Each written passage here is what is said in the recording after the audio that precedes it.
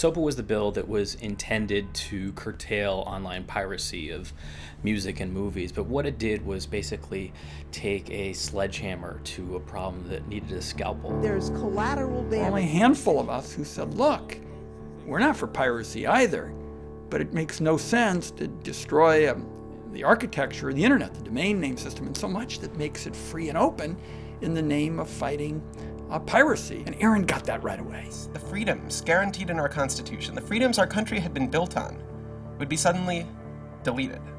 New technology, instead of bringing us greater freedom, would have snuffed out fundamental rights we'd always taken for granted. And I realized that day that I couldn't let that happen. I don't think anybody really thought that SOPA could be beaten. I remember him just turning to me and being like, I think we might win this. Aaron was one of the most prominent people in a community of people who helped lead organizing around social justice issues at the federal level in this country. It was like Aaron had been striking a match and it was being blown out. Striking another one was being blown out. And finally he'd managed to catch enough kindling that the flame actually caught, and then they turned into this roaring blaze. Wikipedia went black, Reddit went black, Craigslist went black, the phone lines on Capitol Hill flat out melted. Members of Congress started rushing to issue statements retracting their support for the bill that they were promoting just a couple days ago. And that was when, as hard as it was for me to believe, after all this, we had won. The thing that everyone said was impossible, that some of the biggest companies in the world had written off as kind of a pipe dream, had happened. We did it. We won. This is a historic week in internet politics, maybe American politics. The thing that we heard from people in Washington, D.C., from staffers on Capitol Hill was they received more emails and more phone calls on SOPA Blackout Day than they'd ever received about anything. I think that was an extremely exciting moment. This was the moment when the internet had grown up. You know, it's easy sometimes to feel like you're powerless. Like when you come out in the streets and you march and you yell and nobody hears you. But I'm here to tell you today, you are powerful.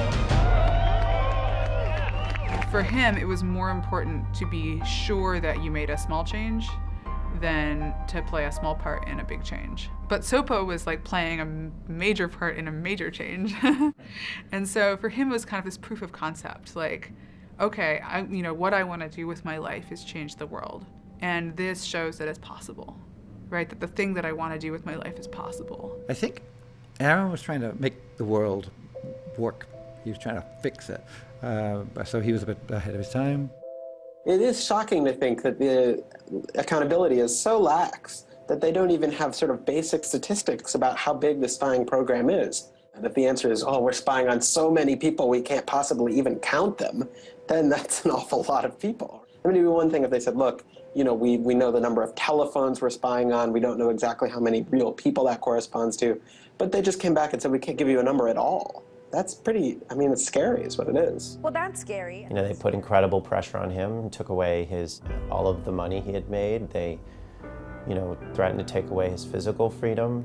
Why'd they do it, Well, why are they going after whistleblowers, Why are they going after people who tell the truth about all sorts of things? From the banks to the, to war, to just sort of government transparency. Secrecy serves those who are already in power, and we are living in an era of secrecy that coincides with an era where the government is doing also a lot of things that are probably illegal and unconstitutional.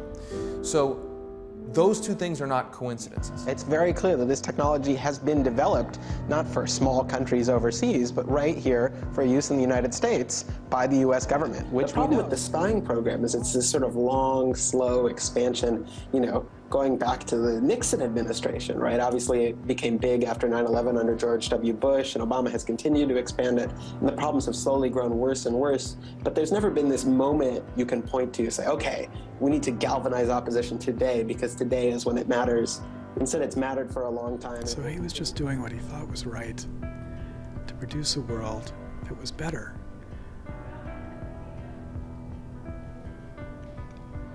I guess the one thing that I would say to people who are feeling that, for whom the black dog is visiting, is that Aaron's problems didn't get solved when he died.